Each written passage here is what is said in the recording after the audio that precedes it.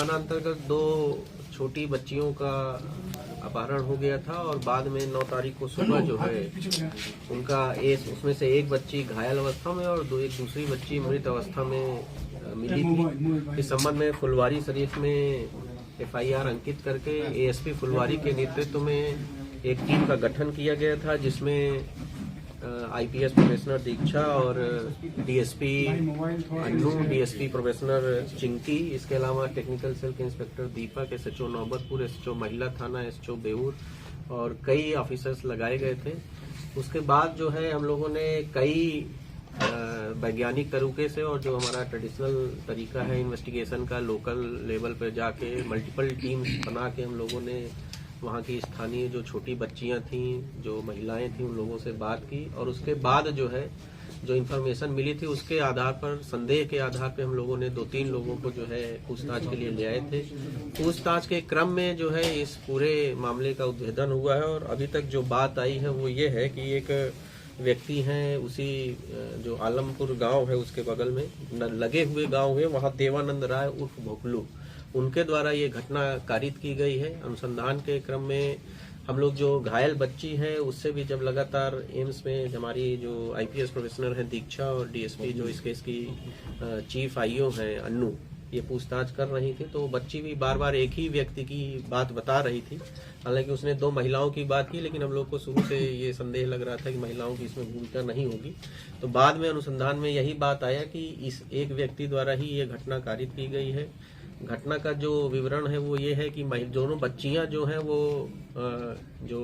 गोबर से बना जो है उपला होता है, गोईठा जिसको लोकल लैंग्वेज में बोलते हैं, उसको लेने के लिए घर से निकली थी और ये व्यक्ति जो अभियुक्त हैं जिनको गिरफ्तार किया गया है, इनके घर के पास गई थी, इनसे पूछा तो इन्होंने दोनों बच्चियों को ये बताया कि घर में गोईठा नहीं है, खेत में है आगे।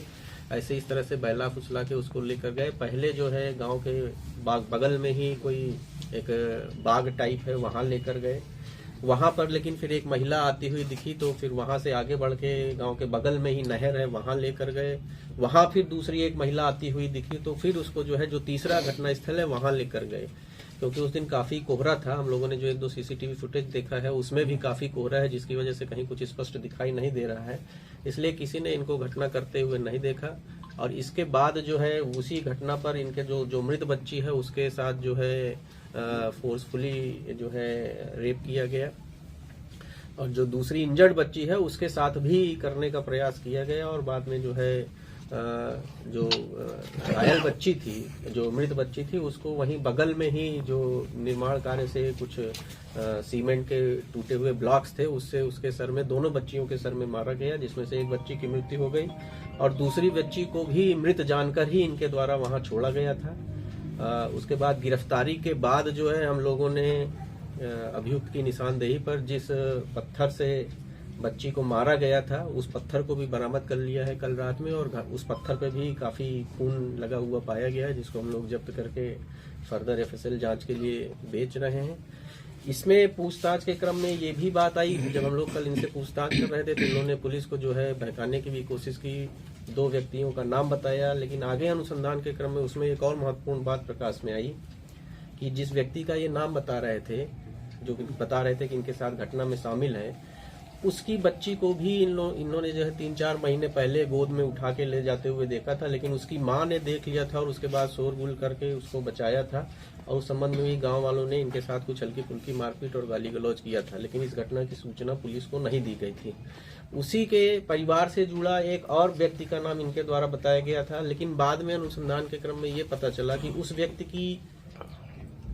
माँ को एक घटना हुई थी फुलवारी शरीफ में 19 अप्रैल को,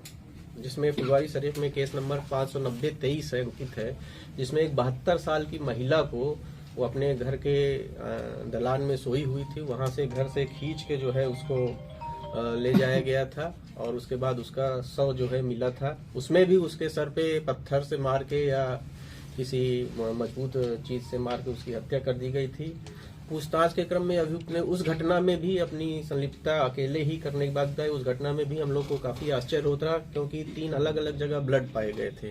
तो हम लोग उससे पूरी घटना को समझ नहीं पा रहे थे कैसे 3 अलग अलग जगह ब्लड पाए। लेकिन अभियुक्त ने पूछताछ में जब पूरी बात बताई तो उस महिला को ये जो है पहले उसको जो है एक प्लास्टिक के पाइप से मारा, जब वो अर्धचेतन अवस्था में हो गई तो उसको बगल के बाग में ले जाके उसके साथ भी इनके द्वारा रेप किया गया था।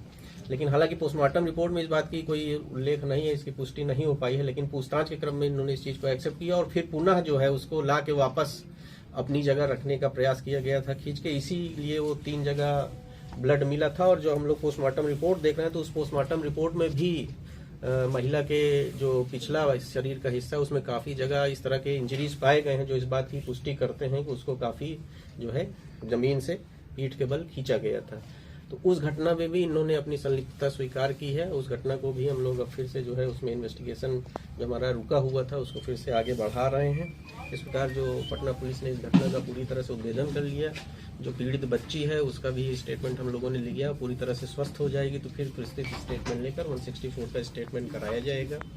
और आगे जो अनुसंधान है, जो सबसे महत्वपूर्ण बात है इस केस में कि पूरा इस केस का जो इन्वेस्टिगेशन हुआ है वो इसमें जो एविडेंस हम लोग कलेक्ट किए अभी तक घटना स्थल से और एम्स से जो हमको डॉक्टर्स ने दिया है, तो हम लोग इस बात के लिए पूरी तरह से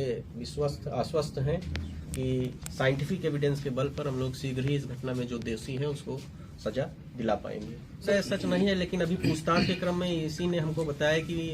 जो 3-4 वर्ष पूर्व बैल चोरी के मामले में ये एक बार जेल जा चुके हैं अब, लेकिन हम लोग उसको फर्दर जो है अपने रिकॉर्ड से वेरीफाई कर रहे हैं। क्या है इंजरी रिपोर्ट दी है उसमें जो उन्होंने कहा है कि संभावना से इनकार नहीं किया जा सकता। इसके अलावा उन्होंने कई तरह के हम लोग को सीजर दिए हैं जिसको फर्दर हम लोग एफएसएल जांच के लिए भेज रहे हैं और उसके बाद एफएसएल जांच से जो चीजें आएंगी उससे हम लोग कोरोबोरेट कर। इसमें एक चीज